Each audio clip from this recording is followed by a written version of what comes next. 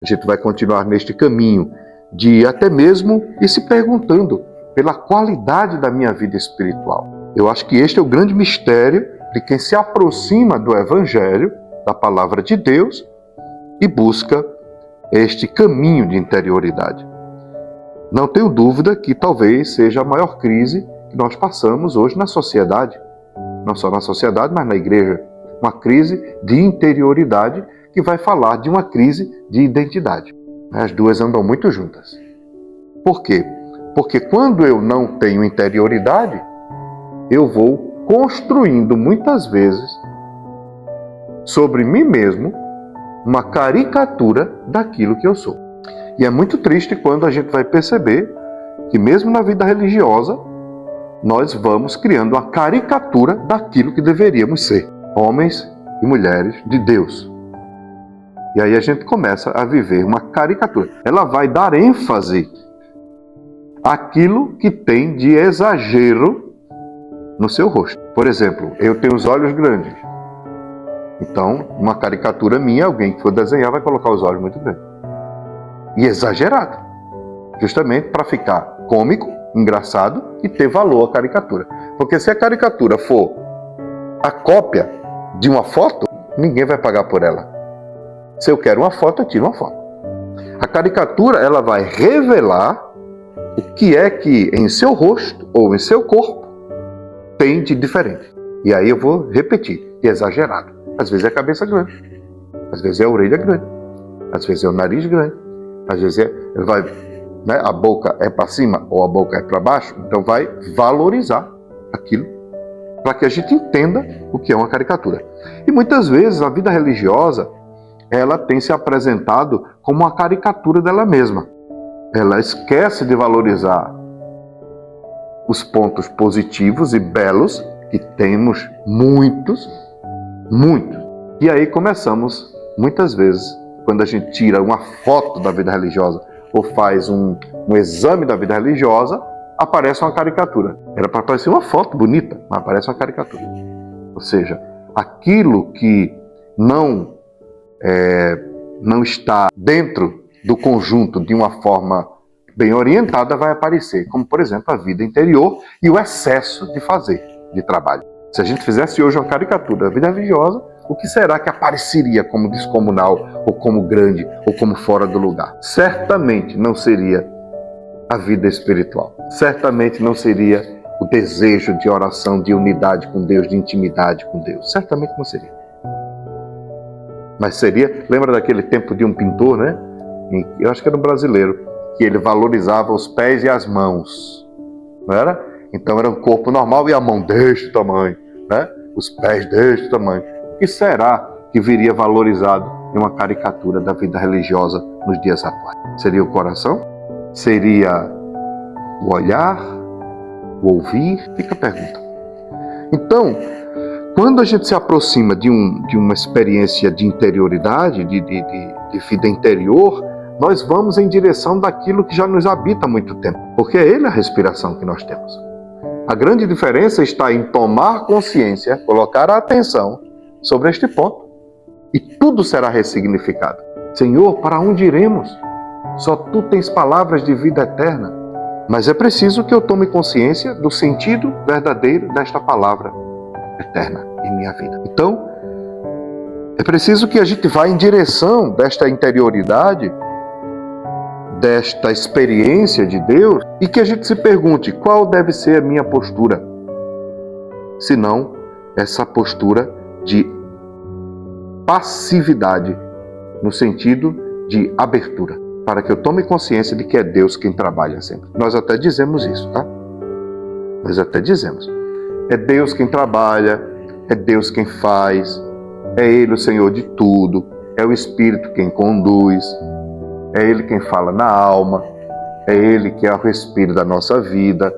Mas na hora de tomar uma decisão, aí o nosso humano, muitas vezes, que ainda não foi evangelizada, aquela parte nossa não evangelizada, e talvez aquela parte que ainda não ressuscitou, ela vai dizer, Senhor, fica aí, deixa que agora eu levo. E aí a gente toma decisões, muitas vezes, de uma forma ativa, sem escutar o Espírito. E aí está, talvez, a grande força do pontificado do Papa Francisco, quando ele colocou toda a igreja numa atitude de escuta. De quem? Do Espírito. O Papa Leão XIV dizia aos cardeais, não é, que o Papa Francisco ele atualizou magistralmente que seria o essencial do Vaticano II. E ele diz, especificamente no Evangelho Gaudium, e ele cita algumas características, por exemplo, colocar Cristo como centro do anúncio do Evangelho. Isso é fundamental. Não é? Depois ele dizia, colocar a igreja de um modo missionário no mundo, retomar o caminho da missão. Ele chamava atenção para a dimensão da sinodalidade e da escuta. E ele chamou atenção, não podemos esquecer do sensus fidei, do que sente o povo de Deus. Ele retomou esses pontos principais do Papa Francisco, do Evangelho Gaudium, tem outros. E diz, é isso, precisamos escutar o Espírito agindo também no povo de Deus. O sensus fidei é isso, né? Sensus fidelium, né? O que o povo pensa, o que o povo vive, como o povo vive a experiência de Deus, como o Espírito age na vida do povo. A igreja precisa escutar isso. Porque o Espírito não age só nos cardeais, nos padres, nos bispos. O Espírito age em toda a igreja. O Espírito age em todas as pessoas batizadas. Então, é preciso perceber isso. Quando eu retomo a minha vida interior, eu retomo o meu lugar de batizado na dinâmica do Espírito. Lugar onde o Espírito age, porque eu sou batizado. Então, eu digo que rezar e orar é recuperar, retomar o meu lugar de batizado na igreja, porque o Espírito age em todos nós. E Ele quer agir hoje em nossa vida, Ele quer hoje falar. Qual é a minha atitude? Repito, passividade. Em uma sociedade em que esse termo parece que é negativo, né? Ah, que pessoa passiva, espera que tudo caia do céu. Não é nesse sentido. A passividade aqui é ser paciente. Qual é o pior paciente? É aquele que quer ser médico, não é? Ele sabe tudo, ele não aceita as orientações da enfermeira, do médico, ele quer fazer tudo. Ele não se deixa cuidar, ou seja, não é paciente, não tem paciência para assumir o seu lugar. Eu preciso de uma intervenção, senão eu morro. E por isso eu vou ao hospital, vou ao posto de saúde, para que alguém me observe, haja em mim, trabalhe em mim, me cuide. E a gente se torna totalmente disponível para que aquela ação aconteça, aquela intervenção aconteça. E o remédio, a cirurgia, a intervenção haja. Na vida espiritual não é diferente. Eu preciso me colocar à disposição para que o Espírito haja. Em Maria, como fez, em Isabel, como fez, em Zacarias, nos apóstolos, nos discípulos, em Jesus. Quando a gente fala que é um chamado, é alguém que chama. E eu respondo. Meu papel para esse chamado é a resposta. E a resposta é a abertura. Faça-se em mim, segundo a tua vontade, a tua palavra. Essa é a passividade. Em abraçar o que Deus quer para a minha vida. Claro que eu estou falando de frutos da oração e de resultado da oração. Não é agora eu achar que eu sei tudo, que não preciso mais de Deus, que Deus já me deu tudo, eu sei. Não, calma.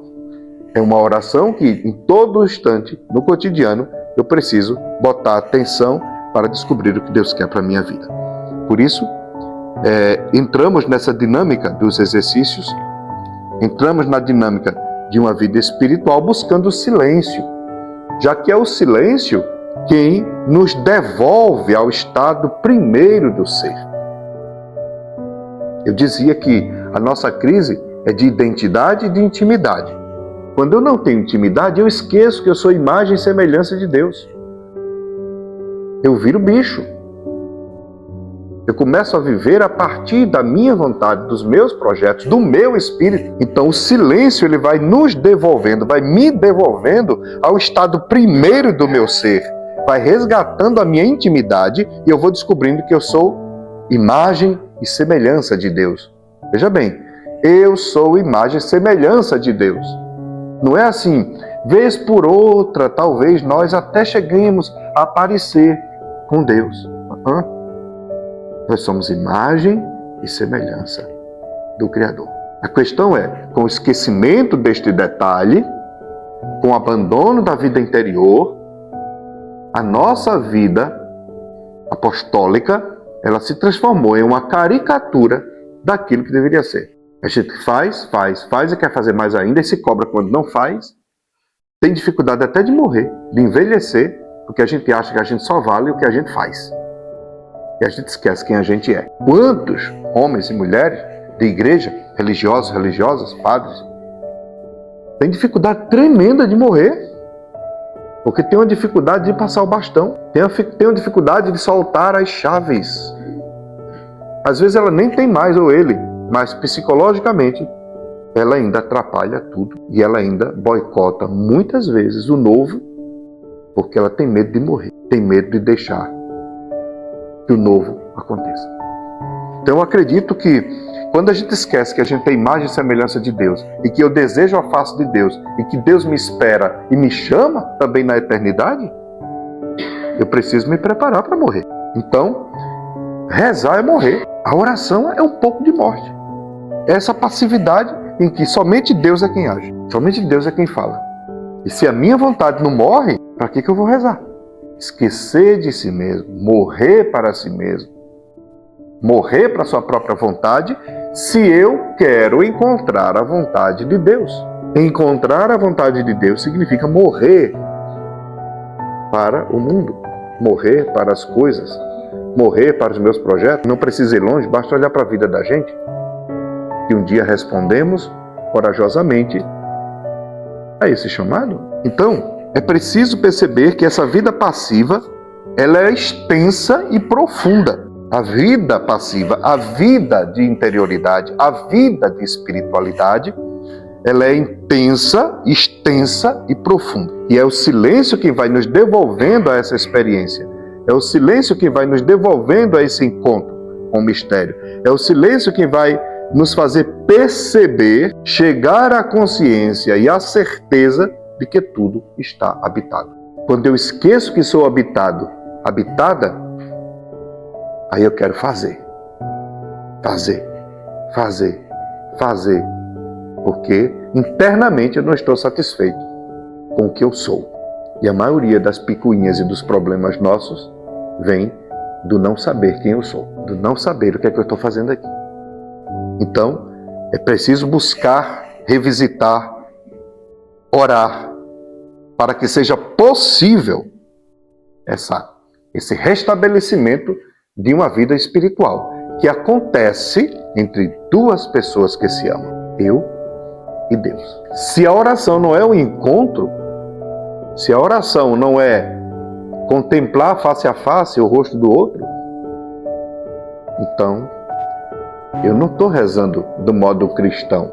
A oração é mais do que rezar um texto bíblico. A oração é estar com Cristo, é habitá-lo e é ser habitado por Ele. Então, a oração verdadeira vai tirando todos os penduricalhos que a gente foi colocando ao redor da nossa vida espiritual. E a oração verdadeira e profunda, íntima, ela vai nos dando e devolvendo esse sentido de mistério. Eu sou habitado por um Espírito, por Deus, pelo Espírito Santo, pela Trindade, por Jesus. E a oração é isso, é estar nele tão profundamente, de uma forma tão íntima, tão bela, que esse encontro se transforma em uma fonte que estará sempre vertendo, sempre jogando uma água pura na minha vida. É isto que nos sustenta. É isto. Não é fazer coisa, por mais bela que seja. Se esta não é a primeira motivação, ser presença de Cristo lá onde eu trabalho, no que eu faço, então eu esqueci quem eu sou.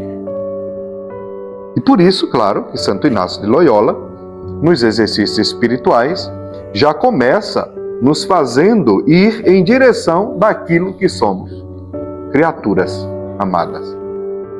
Não dá para entrar nos exercícios espirituais, por exemplo, falando dos exercícios, se eu não recupero o meu lugar na criação.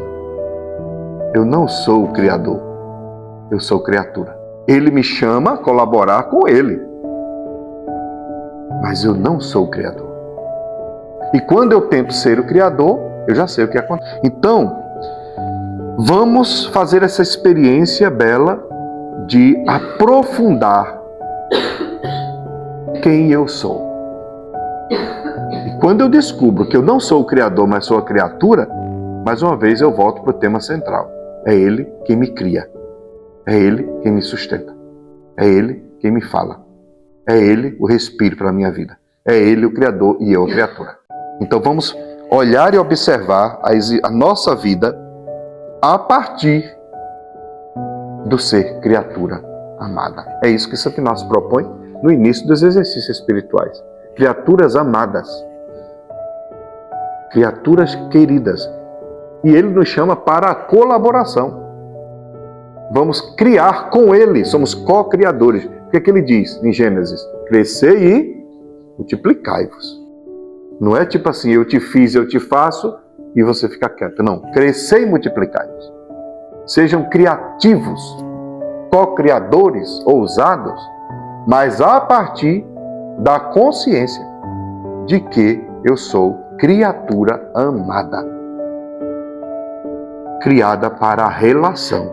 E essa relação se dá entre duas pessoas que se amam. Amém.